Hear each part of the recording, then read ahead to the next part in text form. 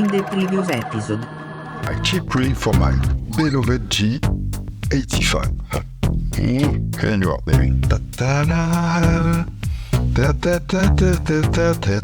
And you do like the young people. And it's undershot. Let's not talk about that today.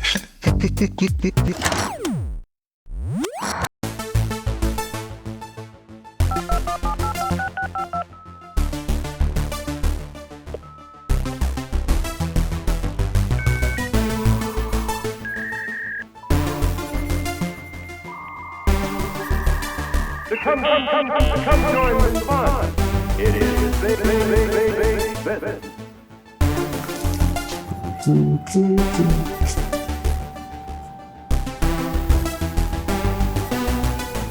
Alright, let's start.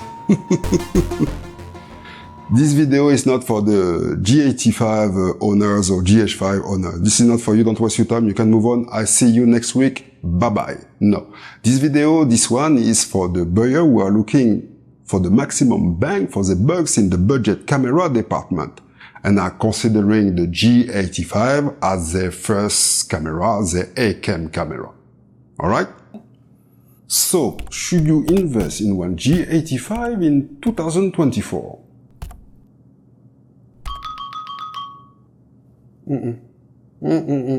Yes, you can, but no, you should not. Don't spend your money in one G85 in 2024. Disclaimer, right now this is one G85 that is filming. Alright? I love this camera. For me this camera is good. But should you buy it right now? Don't do it. Not because this is one 8-bit, not because this is one 7 years old camera, not because this is one Micro Four Thirds sensor, but because of its value compared to its big brother, the GH5. Let me explain. Right now you can find the G85 for around something like $300, $400, while the GH5 will cost something like $500 to $600.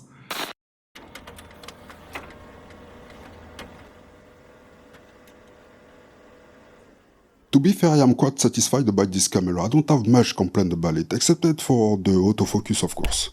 Nothing new about it, but sometimes a curse can be a blessing in disguise, as he pushed me to jump into the manual focus.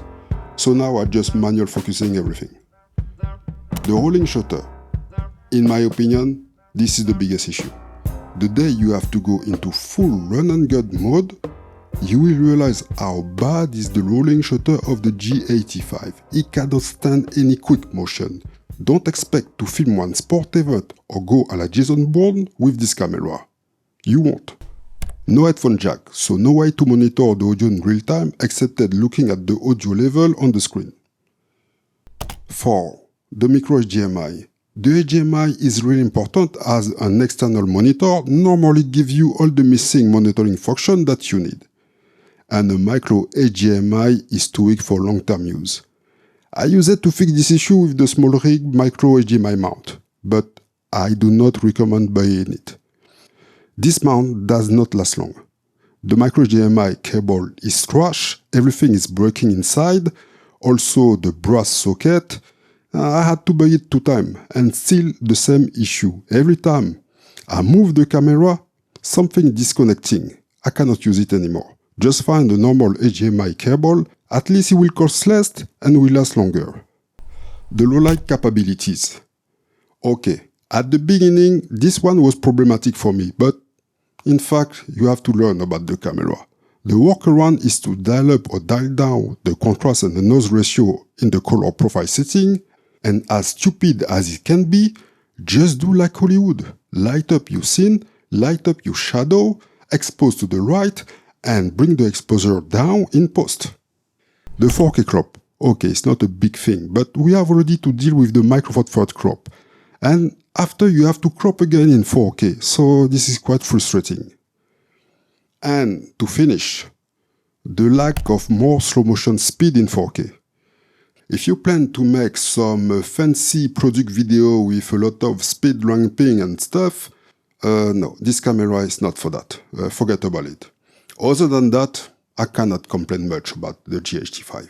But anyway, according to Panasonic, The G85 is one mid-level DSLR, while, according to Panasonic, the G85 is one professional DSLR slash cine camera. In real life, the G85 is one Toyota Camry, while the GH5 is one BMW M3. I will not waste your time by making one showdown of this camera, the functionality against the G85 versus the GH5. Everybody know what is one GH5. This camera was a beast and still is a beast. If it was only for the autofocus, if only this camera has the autofocus Sony level, I don't think we will find this camera under $1,000 on the second-hand market. Anyway, I digress.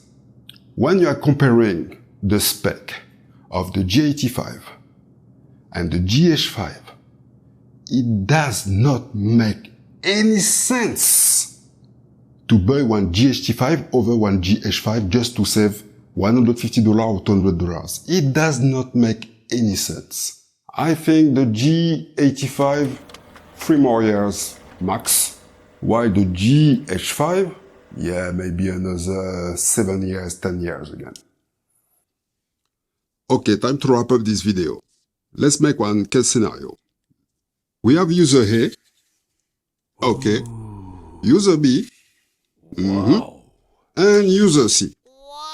You know, I love my Gundams, huh?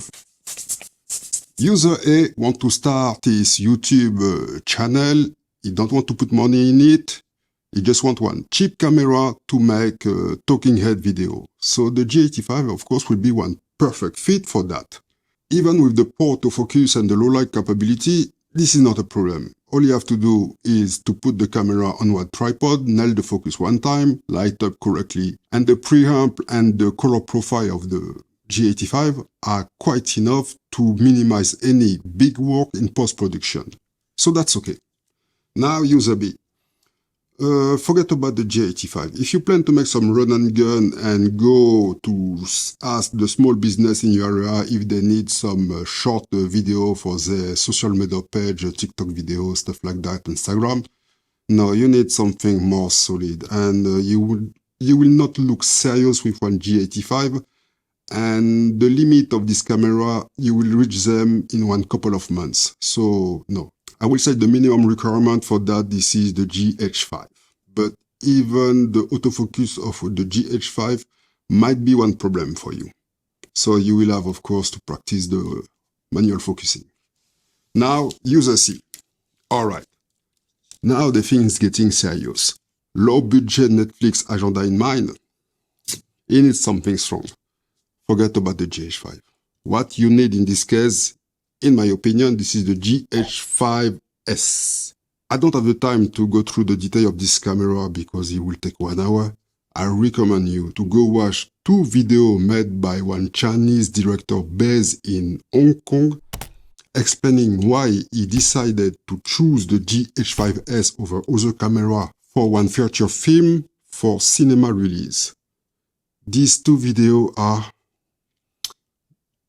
packed with information about cameras in general for movie, for professional work. Alright, to sum up, we can say that the GH5 is in the budget category.